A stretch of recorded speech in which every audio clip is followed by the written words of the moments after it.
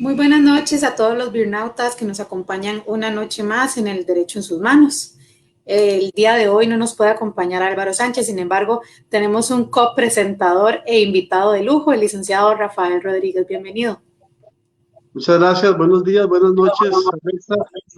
Un honor estar nuevamente con ustedes en este programa de El Derecho en sus manos, mediante la plataforma de Voces por Media Calle. Hoy estamos en disposición de poder conversar y compartir un poquitito los conocimientos con las diferentes personas que nos acompañan.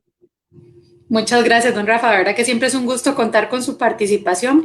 Y bueno, pues hoy tenemos un tema muy interesante y es, bueno, de las pretensiones en la demanda laboral. Y esto realmente creo que a muchos burnoutas les interesa, saber cuáles son aquellas pretensiones que podemos ir a reclamar en un eventual proceso laboral. Entonces, si gusta, para dar inicio, podemos empezar con qué podemos entender por una pretensión en la demanda. Sí, Alexa, mire, hay situaciones que en el derecho laboral, los trabajadores y las personas que están inmersas dentro de la posibilidad de instar un proceso para buscar algo que ellos consideren se les ha quitado, tienen en este caso la posibilidad de establecer, bueno, qué es primeramente lo que se quiere con el proceso. Yo soy partidario, hemos siempre dicho de que en las demandas laborales no es tan importante el poder ganar la demanda, sino el poder cobrarla o el poder hacer que se ejecute efectivamente el resultado de una sentencia. Entonces, la pretensión que nosotros tenemos es el objeto del proceso, o sea, qué es lo que nosotros queremos que se nos dé cuando estamos ante una instancia judicial o ante una instancia administrativa, si estamos con una instancia de carácter administrativa, en ese proceso que nosotros estamos llevando a cabo. O sea, si nosotros decimos, mire, no se nos pagan las horas extraordinarias de manera adecuada, bueno, la pretensión es ese pago de horas extraordinarias. Si a nosotros se nos despide sin responsabilidad, la pretensión son los derechos que le asisten al trabajador por ese despido sin responsabilidad. Entonces, ese es el objeto del proceso. En realidad, la pretensión es a lo que nosotros vamos, qué es lo que queremos que el proceso nos dé. Y aquí es en donde en muchas ocasiones tenemos un conflicto porque o no sabemos pedir o pedimos mal o tenemos una mala relación de hechos y no tenemos la prueba para demostrar eso que queremos. Entonces aquí es en donde tenemos que tener mucho cuidado cuando instamos ante una instancia una pretensión para efectos de que se nos otorgue un derecho que nosotros consideramos nos ha sido conculcado. Clarísimo. Y es que muchas veces cuando los clientes llegan, no tienen por qué saberlo porque realmente no son abogados, pero uno les pregunta, ¿qué es lo que usted pretende con esta demanda? Y la respuesta normalmente, y la que he escuchado es, quiero que se haga justicia. Sí, pero ¿de qué forma quiere que se haga justicia? Precisamente, mire, nosotros eh, cuando atendemos a una persona que quiere que se le dé una consultoría relacionada con una situación de carácter laboral, pues siempre le decimos a la persona dentro de la entrevista, bueno, ¿qué fue lo que le sucedió? ¿Qué es lo que le ha pasado? ¿Qué es lo que usted pretende? ¿Qué es lo que quiere? Entonces, en esta misma condición, los trabajadores, las personas afectadas llegan a contarnos a nosotros pues la historia de lo que está sucediendo y lo que consideran que no se les está dando. Y entonces, de acuerdo a esa historia, nosotros podemos definir efectivamente con hechos, con pruebas, qué es lo que nosotros pretendemos de ello y ahí podemos plantear una demanda.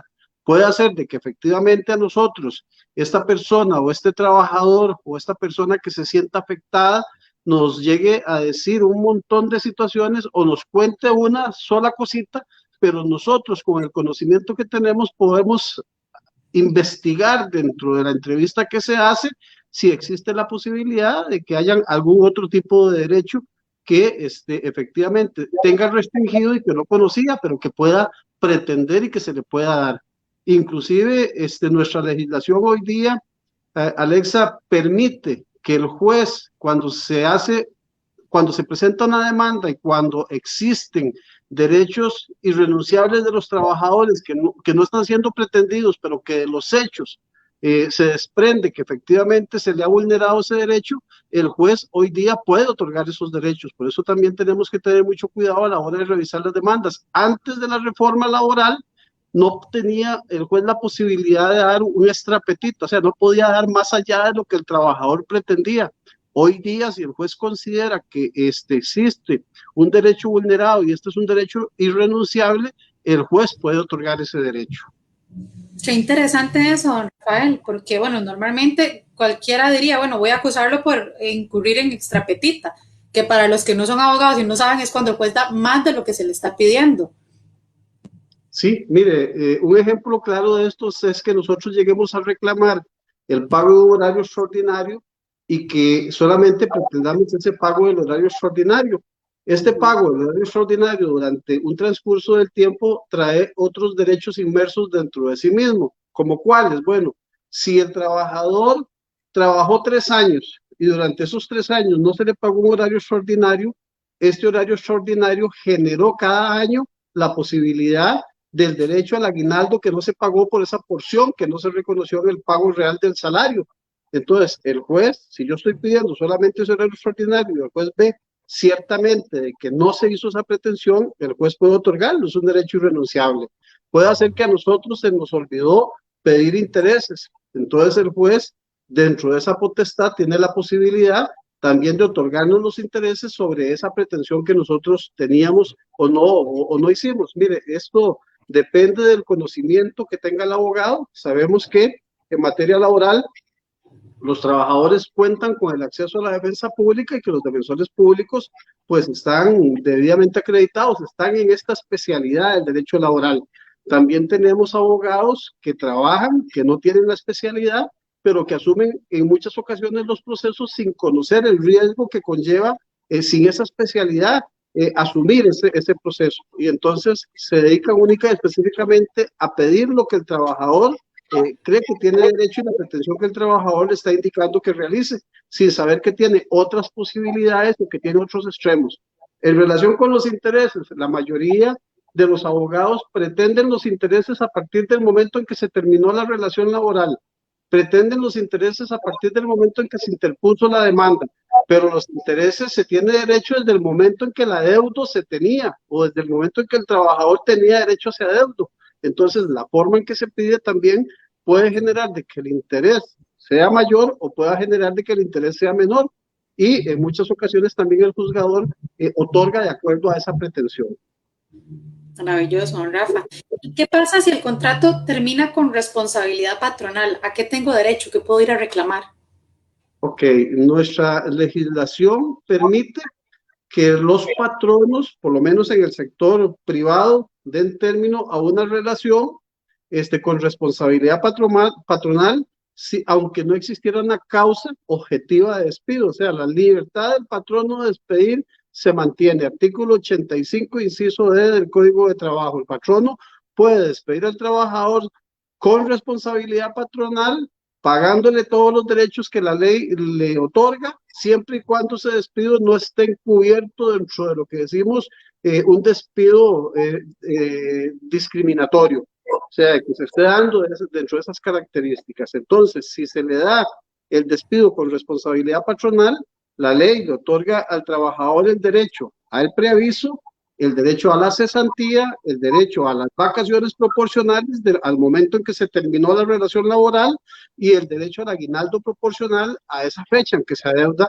esa terminación de la relación laboral. Son cuatro derechos que le otorga la legislación por dar término con responsabilidad patronal. Nada más tenemos que valorar si efectivamente ese despido no está encubierto. Tenemos algunos colegas, tenemos algunos abogados que dicen que la libertad de despido desapareció en nuestro código. En realidad, yo soy partidario de que no se ha desaparecido, existe. Lo que pasa es que en muchas ocasiones se trata de encubrir un despido con responsabilidad patronal cuando en realidad la causa objetiva del despido es otra.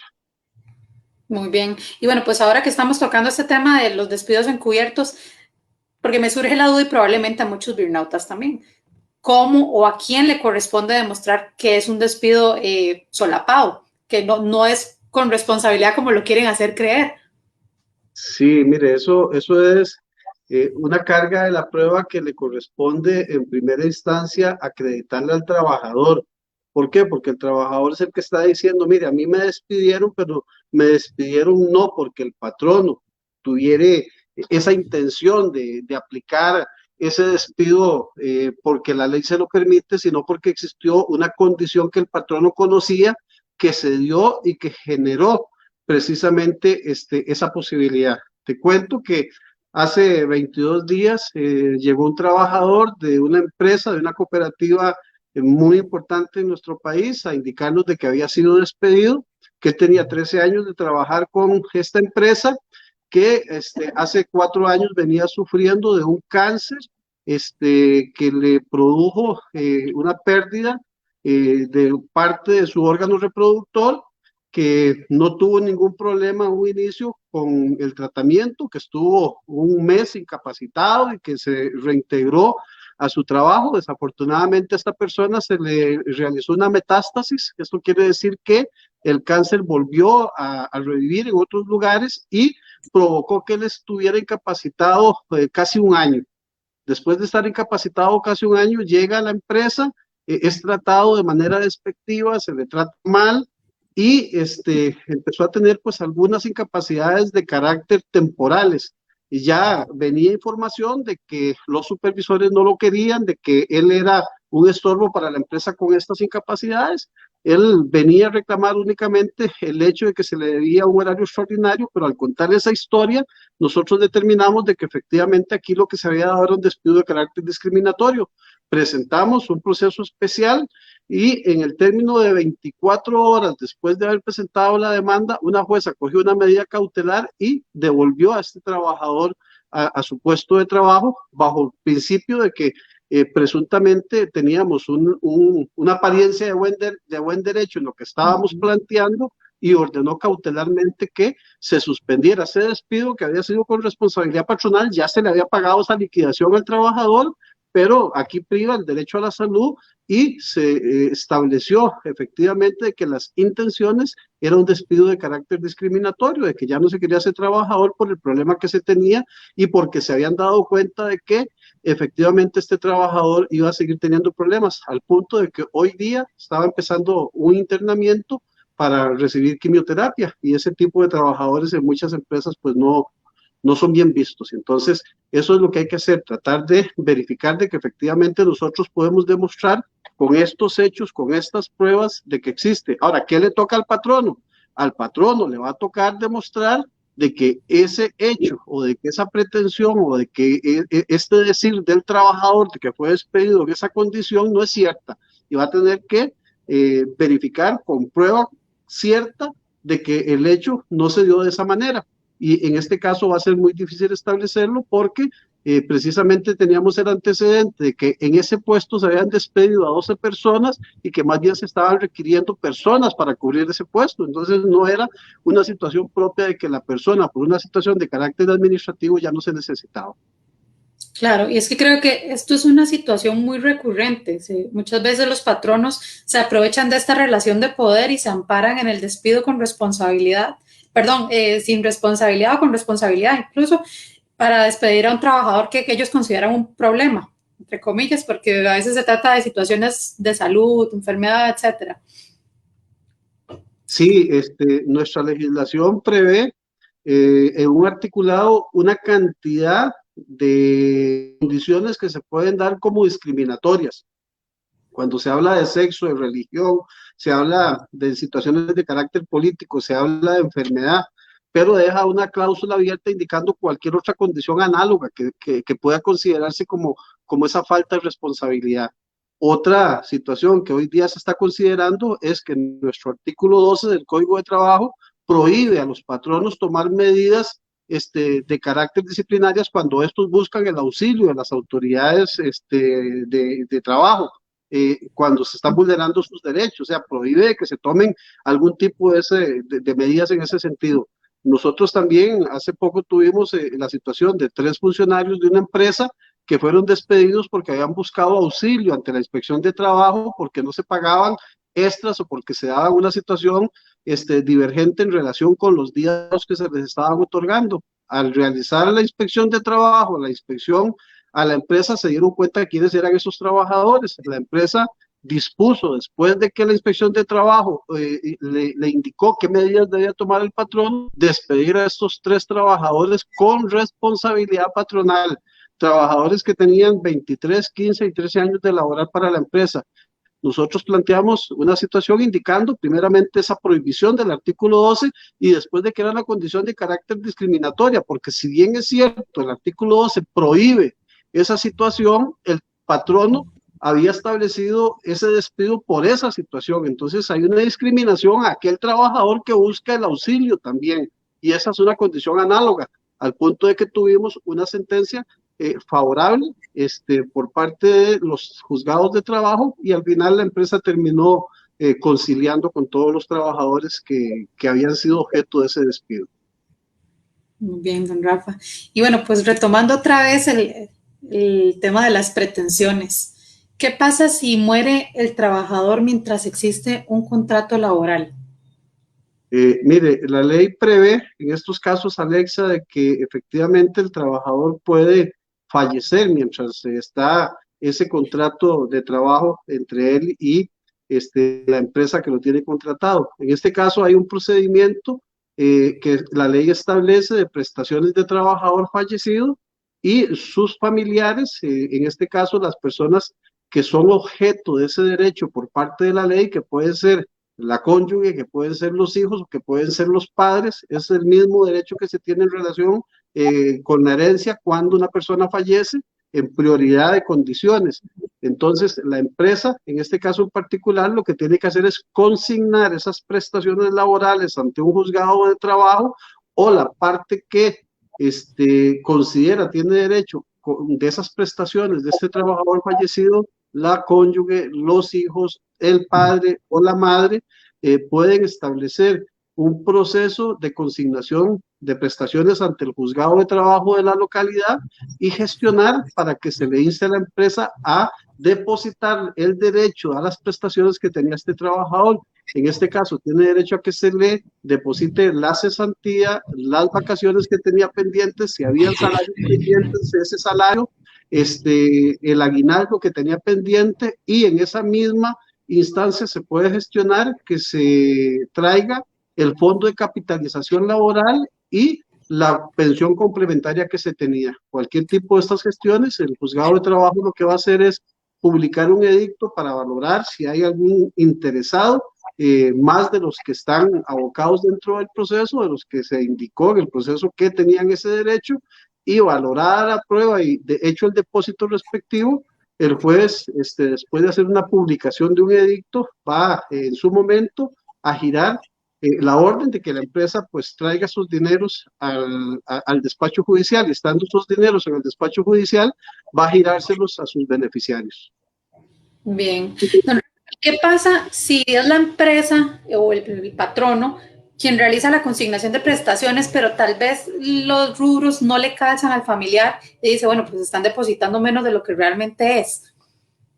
En este caso, pues aquí lo que hay es una controversia. Efectivamente, la parte que considera de que la parte patronal no depositó lo que correspondía, le va a pedir al juez que verifique cuáles eran los ingresos de ese trabajador, en este caso, si estaba asegurado, pidiendo los reportes de planillas a la Caja Costarricense del Seguro Social o pidiendo un informe a la parte patronal para que determine las razones de por qué se está dando una liquidación que no corresponde a la realidad.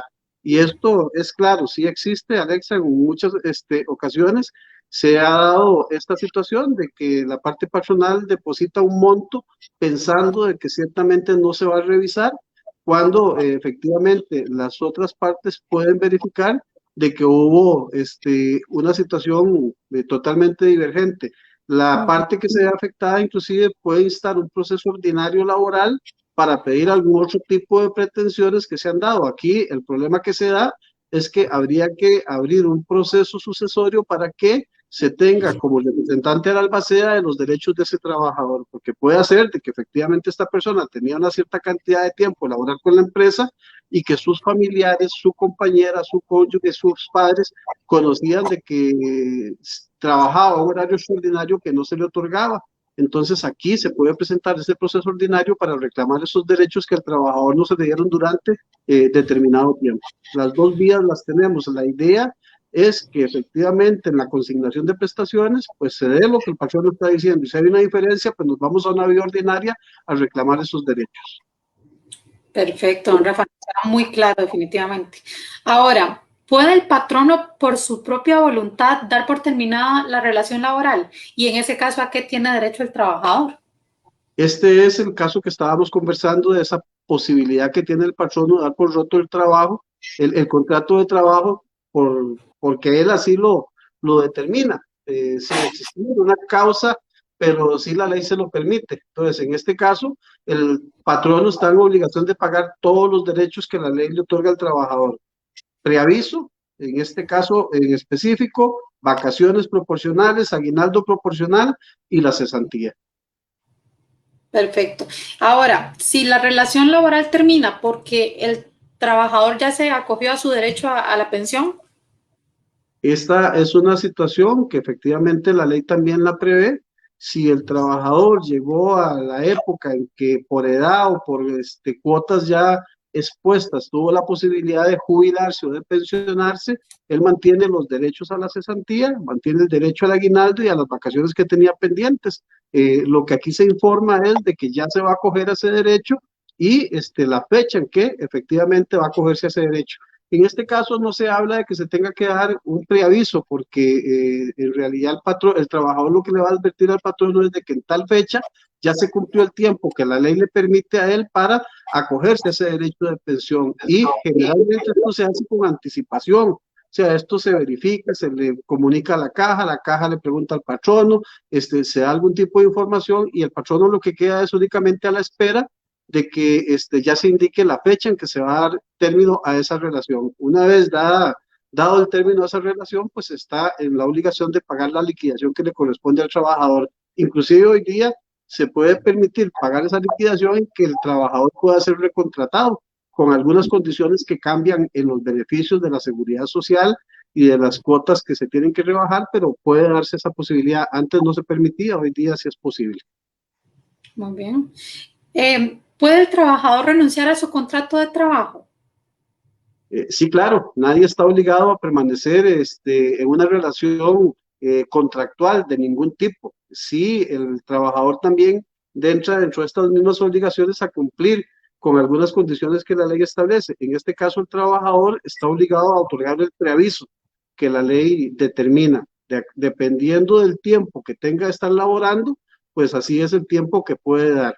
Aquí hay que tener mucho cuidado porque en algunas ocasiones, efectivamente, el trabajador renuncia y no otorga ese preaviso y el patrono tiene la posibilidad de ir a cobrar el costo de ese preaviso a un proceso judicial. Entonces, si por alguna circunstancia se va a dar rompimiento a ese contrato porque ya el trabajador por alguna circunstancia tiene un trabajo nuevo o le salió una mejor oportunidad o va a salir del país a buscar una oportunidad diferente, entonces tiene que informar. Puede hacer de que el patrono efectivamente le consienta retirarse sin dar ese preaviso, pero tiene que cuidarse el trabajador de que esa gestión tiene que hacerla por escrito y de que le quede por escrito de que el patrono le autorizó a retirarse sin cumplir el preaviso que la ley dispone. ¿Por qué? Porque el patrono tiene la posibilidad de ir a cobrar ese preaviso que no se ha dado y nos encontramos con demandas laborales de empresas que le cobran ese preaviso al trabajador. Qué importante eso que usted menciona, porque ese preaviso se cobra en un proceso aparte. Hay muchos patronos que no sé si por desconocimiento o porque creen tal vez que el trabajador no va a hacer nada, lo rebajan de la liquidación. Es, sí, esta es una situación que se da constantemente. Se le paga la liquidación al trabajador y se le hace el rebajo del preaviso. O sea, porque el trabajador también cuando renuncia tiene derecho a que se le pague su aguinaldo y las vacaciones que tenían pendientes, en ese caso proporcionales al momento en que se hace el despido. Y algunos patronos lo que dicen es, mire, nosotros, usted nos dio el preaviso o nosotros le permitimos que no diera el preaviso, pero entonces le vamos a rebajar ese monto de su liquidación. Esto es prohibido. Esos derechos no se pueden tocar. Si el patrono quiere hacer resarcirse de ese derecho, de esa situación que el trabajador no quiso cumplir, pues lo que tiene es la posibilidad dentro del término de un mes de ir a reclamarlo a los juzgados de trabajo. Excelente. Ahora, hay una diferencia entre cuando el trabajador renuncia porque el patrono no está cumpliendo con alguna de las obligaciones y cuando renuncia, como dice usted, porque le salió una mejor oportunidad o porque simplemente quiere dedicarse a su familia. Entonces, en un caso u otro, varían las pretensiones. No harían las prestaciones. Lo que sí se puede dar, Alexa, es la posibilidad de que por el incumplimiento de las obligaciones obrero-patronales, el trabajador quiera dar por roto ese contrato de trabajo con responsabilidad patronal. Eso quiere decir de que se puede dar el rompimiento y el patrón no está obligado a pagar todos los derechos a los que el trabajador tuviere, como si hubiera sido un despido sin responsabilidad patronal, pero eso conlleva que el trabajador tiene que hacer un procedimiento, un debido proceso que no está establecido en el código, pero que está establecido dentro de los principios que rigen la relación contractual, el principio de buena fe principalmente.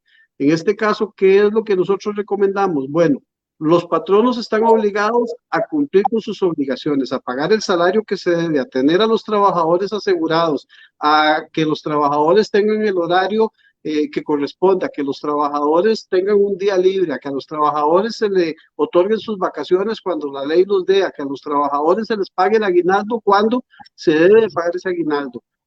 Si el patrono violenta alguna de estas obligaciones, el trabajador lo primero que tiene que hacer es instar al patrono a que cumpla con esas obligaciones. Nosotros recomendamos que sea con una carta por escrito donde se le dice, señor patrono, usted no me paga el salario que corresponde, me está pagando menos del mínimo o estoy en un horario en donde yo gano horario extraordinario y usted no me paga las horas extraordinarias. Le insto a que en el término de 8 días, 10 días o 15 días, usted en este caso, usted se ajuste a sus obligaciones, haga los pagos que corresponden y en caso de no hacerlo, entonces voy a dar rompimiento al contrato de trabajo con responsabilidad patronal. Entonces el patrono recibe esa carta, el trabajador no recibe ninguna situación y no se le corrigen estas situaciones que se están dando. El trabajador tiene que presentar una nota nuevamente indicando al patrono de que en virtud de que no cumplió con sus obligaciones y de que no se ajustó al tiempo o a la gestión que se hizo, se va a dar por roto ese contrato de trabajo. Esto no quiere decir de que el patrón automáticamente le va a pagar su liquidación, no. Este trabajador, pues con probabilidad va a tener que ir a los juzgados de trabajo a establecer de que él efectivamente se le estaban violentando sus derechos, de que le instó al patrono que mejorara sus derechos o que cumpliera con sus obligaciones y que no lo hizo y entonces tuvo que dar por roto ese contrato, pidiéndole dentro de sus pretensiones que se condene al patrono a pagar las prestaciones que corresponden, como la cesantía, las vacaciones y el aguinaldo. O sea, el trabajador tuvo que hacerlo, que el patrono fue el que incumplió. Esa es la situación, pero se requiere hacer ese debido proceso. Qué buena esa aclaración, don Rafael, porque creo que mucha gente normalmente lo que hace es simplemente se va y punto y renunció y no reclamó nada porque dicen, ¿para qué? Pero bueno, importante que las personas conozcan sus derechos y sepan cómo acudir ante un profesional especialista en la materia que les pueda pues orientar sobre cómo defender sus derechos. Aprovecho para saludar al licenciado Kendall Ruiz, que por acá está enviando un abrazo al licenciado Rafael. Muchas gracias, Kendall. Saludos. Sabe que estamos hablando de uno de los capítulos que está en nuestro libro, aspectos prácticos de la demanda, y que efectivamente a partir de la página 70 está lo que se dice sobre las pretensiones laborales. Y Yo lo trabajo en mi oficina.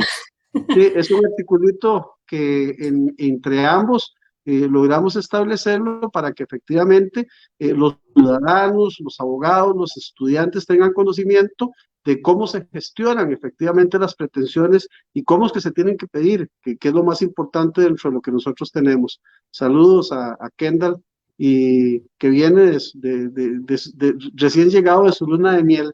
Ayer me dijo de que ya se encontró en el registro que estaba casado.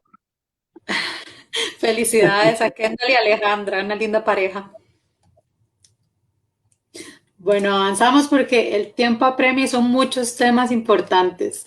Cuéntenos, don Rafa, ¿qué pasa en los casos de fueros especiales, de protección especial, como el despido de una trabajadora en estado de embarazo o periodo de lactancia? Previo a conversar un poquitito sobre esto, Alexa, ayer cuando publicamos de que hoy estábamos hablando sobre las pretensiones, una persona que nos sigue en las redes sociales, tanto a nosotros como a ustedes en este programa que es bastante visto y bastante seguido a nivel de cibernautas, me decía de que ojalá que habláramos de la posibilidad de comentar sobre el daño moral, objetivo, subjetivo que se podría dar en este tipo de procesos. Y ahora que usted me lleva hacia la parte de los procesos especiales, efectivamente, la ley establece la posibilidad de que los trabajadores, cuando son objeto de alguna situación en donde se vulneran sus derechos, puedan pretender el pago de un daño moral que se realiza con ocasión de ese incumplimiento de los patronos. En este caso en particular, los procesos especiales, como es el caso del despido de las mujeres en estado de embarazo, los despidos discriminatorios, los despidos con violación al debido proceso, los despidos injustificados que después dentro de un proceso judicial se establece de que no existía justificación para ello, la ley prevé de que efectivamente a la parte perdedora se le tenga que pagar si se pretenden daños y perjuicios.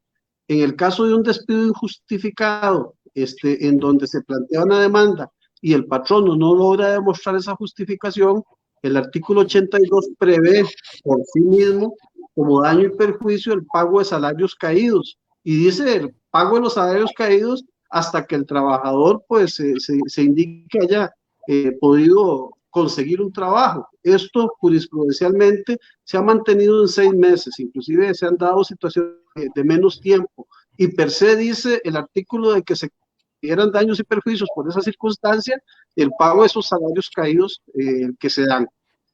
Si una persona es objeto de un despido discriminatorio, como el caso que le conté, y esta persona se ve afectada moralmente por ese despido, imaginémonos a esta persona que depende de ese seguro para ser atendido por la seguridad social y que requiere de un tratamiento que es costoso y que de un punto a otro se vea sin su trabajo, pues a este moralmente se le va a decaer su situación y puede inclusive causarle un daño de carácter psicológico. Yo soy partidario, y así lo expresamos en el libro, de que podemos cobrar no solamente daño moral, sino que también cobrar daño psicológico cuando demostramos que ese daño ha causado una afectación en la psiquis, que es muy diferente al daño moral, que es esa afectación que se da de cómo se siente usted por lo que pasó. Pero si ya me afectaron mi psiquis y eso me causó a mí una afectación que va a perdurar por siempre como una incapacidad, cuando a mí se me hace un desajuste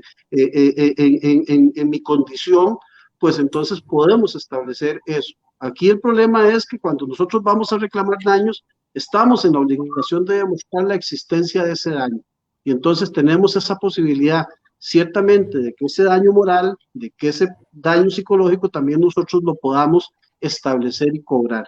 En el caso de la pregunta que me hacías, Alexa, enfocándonos en el despido de las trabajadoras en estado de embarazo, bueno, ellas tienen un fuero de protección especial. Los patronos saben que por ley no se puede despedir a una trabajadora aunque haya cometido un acto contrario a sus obligaciones y que generen la posibilidad de ser despedidos sin responsabilidad patronal. Pero la ley también prevé la posibilidad de despedirlos y dice de que en este caso, cuando existe una causal objetiva de despido de una trabajadora que tiene un fuero, como es la mujer en estado de embarazo o en periodo de lactancia, porque también esas dos condiciones se pueden dar, dice de que si existe una condición, pues tiene que seguir un debido proceso ante la inspección de trabajo para que le autoricen realizar este despido. Si la trabajadora es despedida sin llevar a cabo ese proceso, pues entonces la trabajadora tiene derecho a una serie de prestaciones. Primeramente va a tener derecho a que se le pague el pre y el posparto, en este caso en particular. los salarios caídos por lo que se dio, si se le causó una afectación, yo soy partidario de que en este caso, si demuestro, puedo pedir los daños que se le causaron a ella por ese despido, porque puede ser de que efectivamente al dejarse de sin su sustento de salario o al dejarse de sin su seguro, tuviera algún tipo de afectación que moralmente le afectó y que psicológicamente también le pudo afectar y que pudo afectar inclusive al niño o a la niña que trae en su vientre. Entonces, esta es una situación que se da.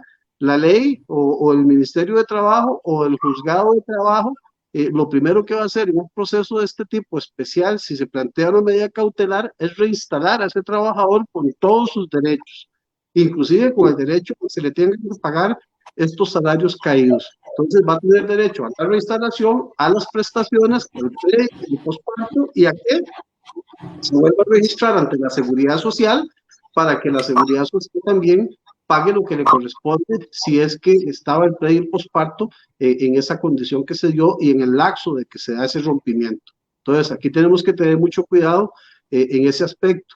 En relación con la mujer que se encuentra en estado de lactancia, la ley prevé otro tipo de condiciones. Bueno, no se puede despedir tampoco en el transcurso del periodo que se dé de lactancia por ley.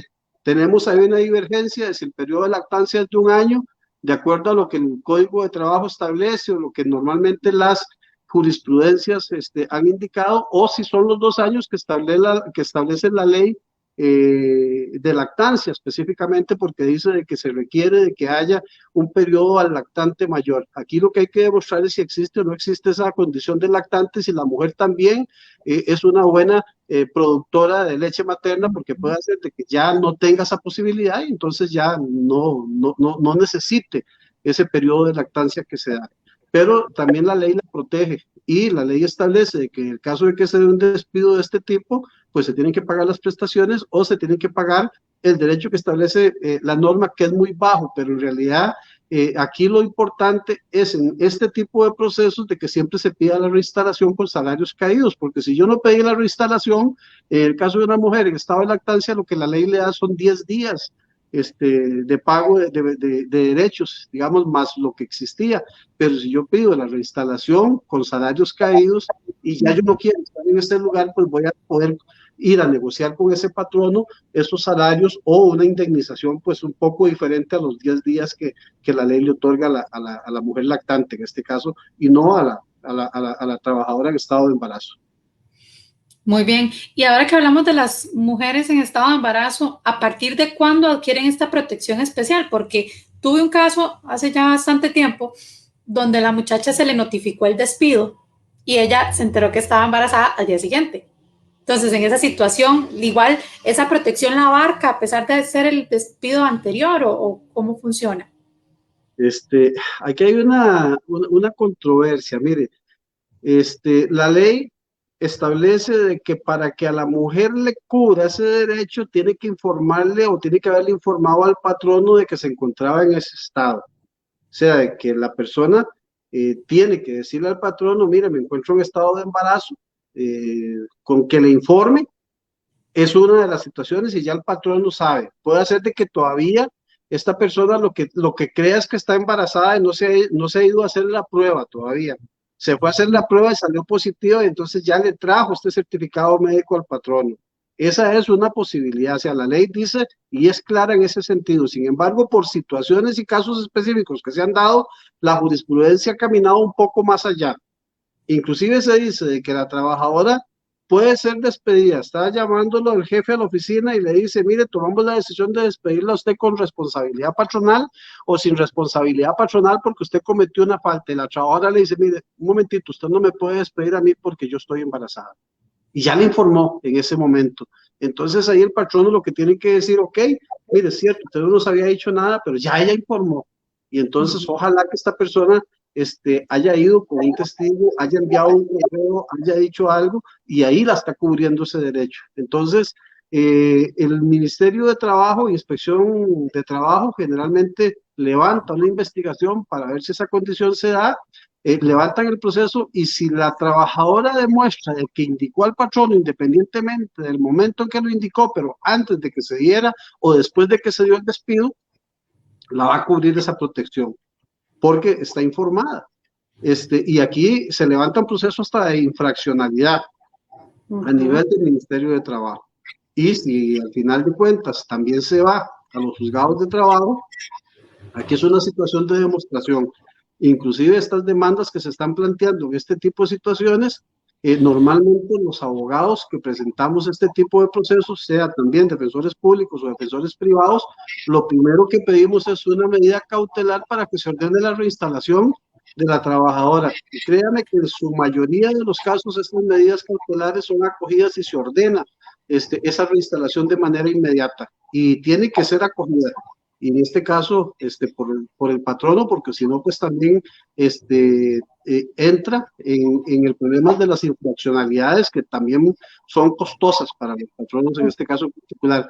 Entonces, dependiendo del caso, si la trabajadora fue y dijo, mire, yo efectivamente, ustedes me despidieron ayer, yo solamente creí, pero ay, aquí está, ahí puede hacer de que se dé esa posibilidad de que le otorguen ese derecho.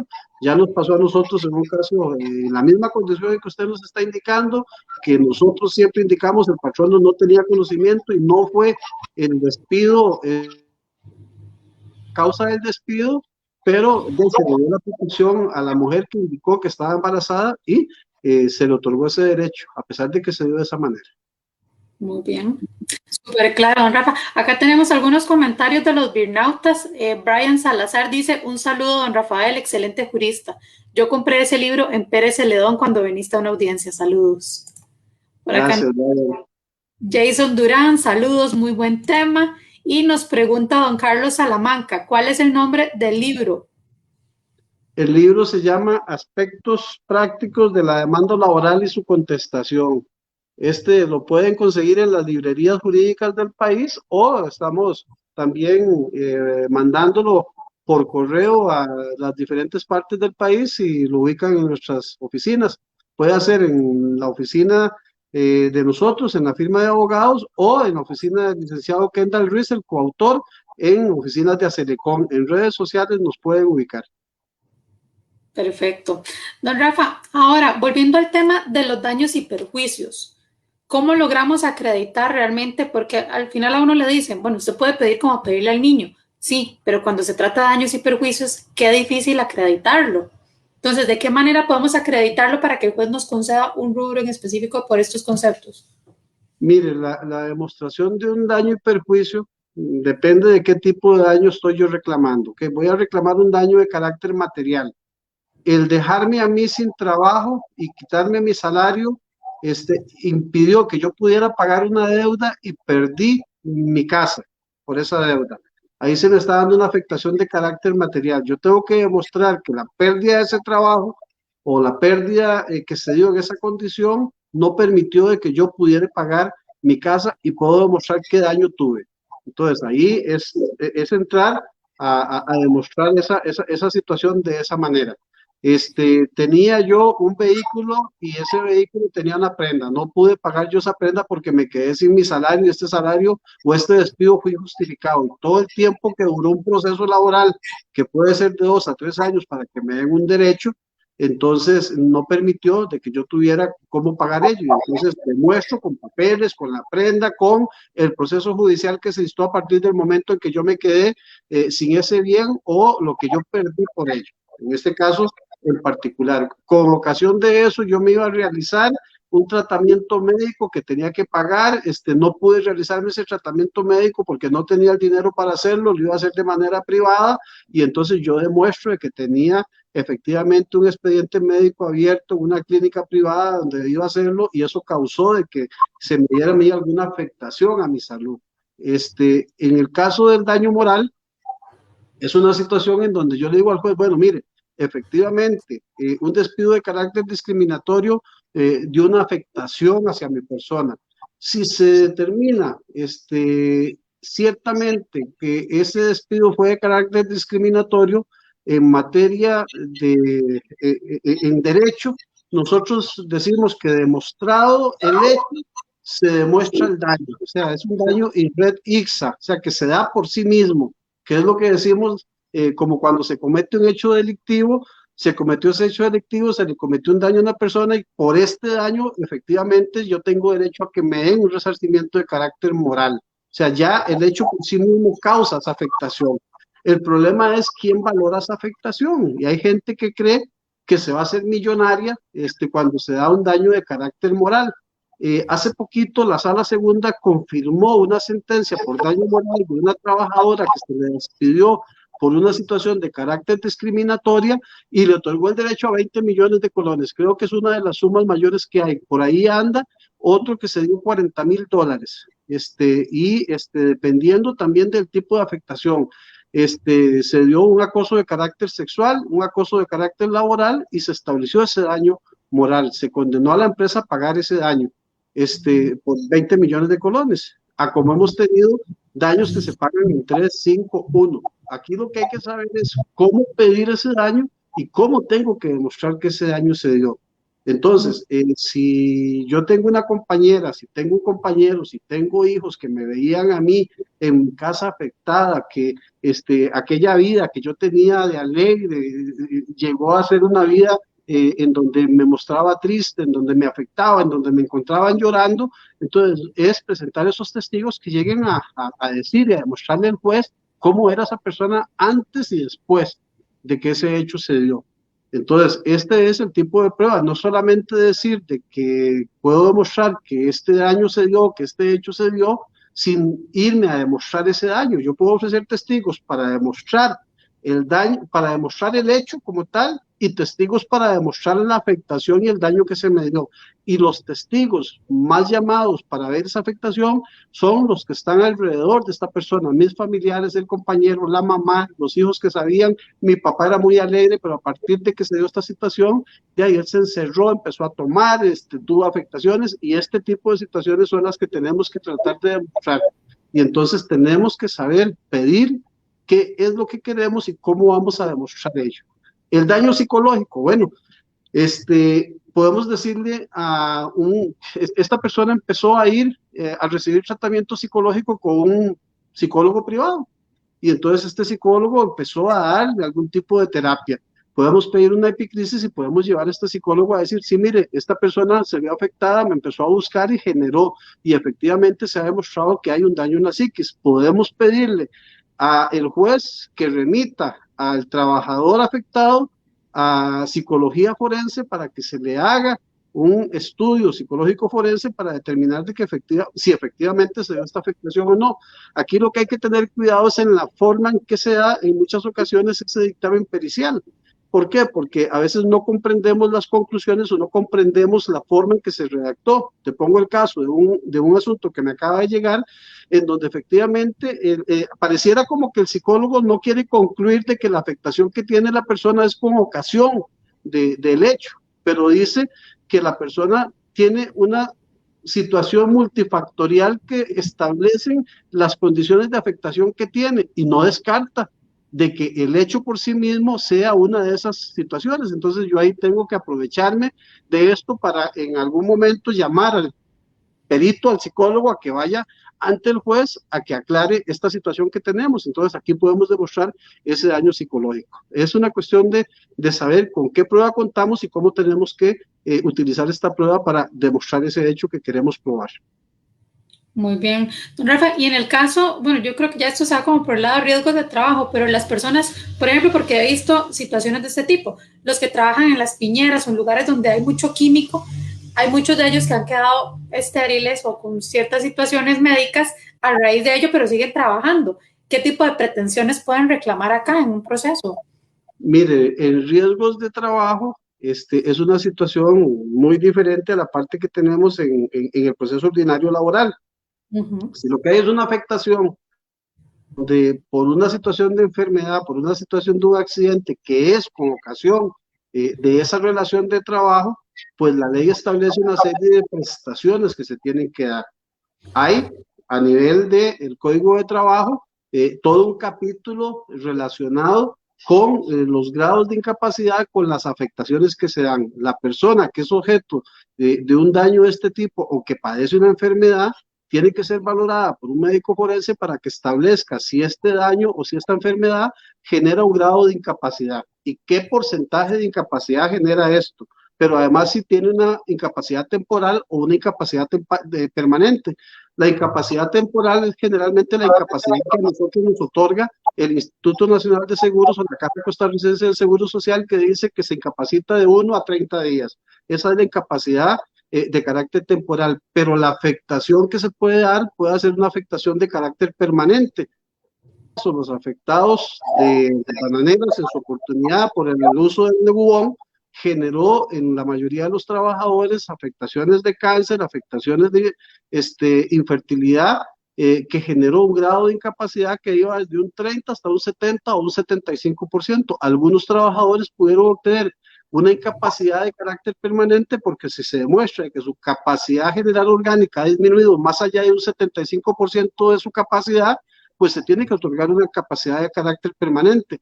Si se demuestra que es inferior, entonces existe una tabla que determina cuál es el valor de esa incapacidad y riesgos del trabajo le va a cubrir una indemnización que generalmente se establece en una sola cuota o en cuotas durante 10 años para el trabajador o si el trabajador falleció, para las personas que tienen derecho por el fallecimiento de este trabajador. Ok, perfecto, don Rafa. Bueno, yo creo que ya se nos está agotando el tiempo y definitivamente cada vez que nos acompaña aprendemos todos un poco más, súper interesante. La próxima semana tenemos un invitado internacional. Usted nos va a acompañar también, entonces tal vez contarle a los Birnautas para que nos acompañen la próxima semana y estén enterados desde ya. Sí, Alexa, un tema bastante interesante, un tema de que a muchos no les gusta hablar, pero vamos a tener la posibilidad de tener al magistrado Jesús Martínez Garnelo. Don Jesús Martínez Garnelo es un magistrado de la Corte Suprema de Justicia de México, fue presidente de la Corte de Guerrero, fue secretario de Estado en Guerrero y ha escrito alrededor de 26 obras jurídicas. Dentro de esas 26 obras jurídicas hay 3 libros especiales. Uno que se llama La presunción de inocencia, otro de los efectos de la presunción de inocencia y el último de sus libros, La teoría de la presunción de inocencia. Son 3 libros que hablan de una situación que en nuestro código, que en nuestra constitución política está resguardada por el artículo 39 y en la constitución mexicana está resguardada, dice don Jesús, por el artículo 21 que dice que es el artículo más lindo del mundo en relación con lo que es la presunción de inocencia. Yo digo que es más lindo el de nosotros, pero ahí se queda. Don Jesús efectivamente aceptó la invitación, íbamos a tenerlo esta semana, pero desafortunadamente ha sufrido la pérdida de su padre en estos días y me pidió correr su invitación a efectos de liberarse un poquitito de esta afectación que tiene. Su padre lo acompañó durante un siglo, 102 años tenía el padre don Jesús y tuvimos la oportunidad de conocer y de saber que era una gran persona y que dejó un gran legado, dentro de ellos todo el conocimiento y la sapiencia que don Jesús ha tenido. Entonces, ojalá que los Birnautas nos puedan acompañar para que escuchen al maestro Martínez Garnelo y estén atentos a ello. Perfecto. Más que invitados para el próximo jueves, ahí les tenemos un par de sorpresas adicionales. Y bueno, don Rafa, para cerrar, una recomendación final para los Birnautas sobre este tema que estuvimos abarcando la noche de hoy. Sí, lo más importante de esto, Alexa, y siempre se lo decimos a todas las personas, es que se asesoren, que busquen la asesoría que corresponda con su abogado de confianza, que busquen abogados privados, que busquen abogados públicos, que busquen la asesoría de las casas de justicia, de los consultorios jurídicos, de las defensorías sociales, si es que no tienen medios para buscar una asesoría, pero cuando ven que sus derechos están siendo afectados, pues que busquen esa ayuda. El Estado está en la obligación de darla y los que estamos inmersos dentro de este tipo de trabajos, brindando esa asesoría, pues también queremos que se cumplan con ello. Yo soy partidario de que a nivel de nuestra legislación laboral todavía falta mucho. Tenemos muchos trabajadores que tienen sentencias que son objeto de no poder cobrarlas. Yo considero de que si no se cumplen esas obligaciones sobre los patronales hay un fraude de carácter laboral y para mí es una estafa lo que se da en estas condiciones y es una situación que tiene que velarse. Hoy día hay que saber efectivamente cómo se plantea una demanda, contra quién se plantea, no necesariamente quien nosotros consideremos que es el patrono puede ser esa persona responsable de pagar también. Tenemos una responsabilidad solidaria que se da con algunas condiciones, tenemos grupos de interés económico que también puede darse dentro de la relación laboral y que nosotros tenemos que saber cómo combatirlas y cómo efectivamente demostrarlas. Entonces, lo más importante en estos casos, Alexa, es que la ciudadanía se asesore y se informe. Y estos programas que ustedes hacen del derecho en sus manos, de voces por media calle, son los que permiten que la ciudadanía cada día conozca más sus derechos y cada día puedan ser objeto de menos vulneración de ellos. Muchas gracias, don Rafa. De verdad, siempre es un gusto tenerlo por acá con nosotros. Esperamos verlo el próximo jueves, si Dios lo permite. Agradecerle a los Birnautas por siempre acompañarnos todos los jueves y, bueno, aprovecho para invitarlos al programa En Broma y en Serio con Franklin Vargas y Esteban Solano.